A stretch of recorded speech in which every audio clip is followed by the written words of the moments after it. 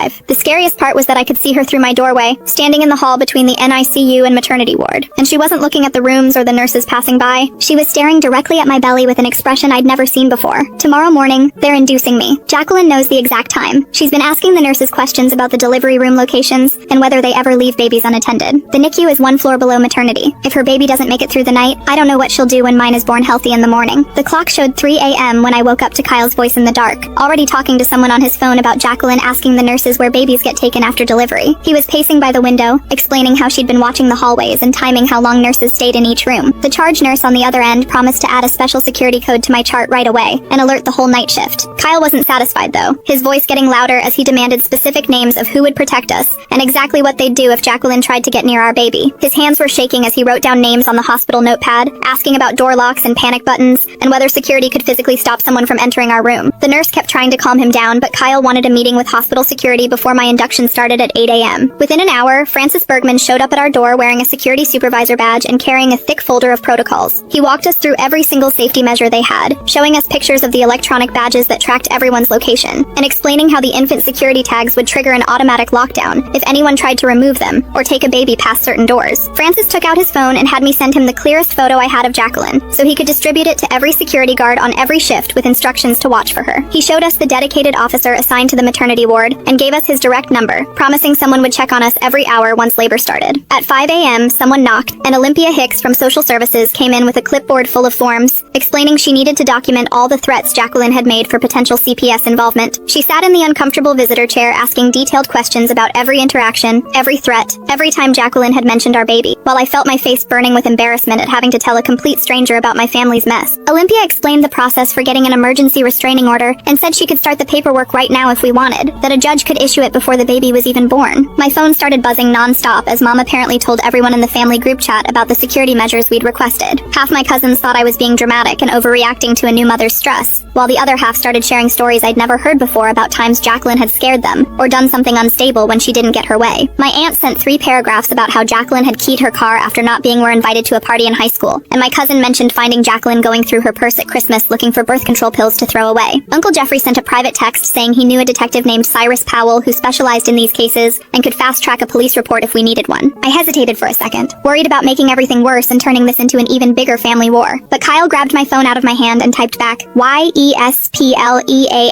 in all caps before I could stop him. A nurse rushed into our room looking worried and told us Jacqueline's baby had taken a bad turn overnight with his oxygen levels dropping so low they had to increase the ventilator support and add more medications. She said the NICU team was doing everything they could, but the next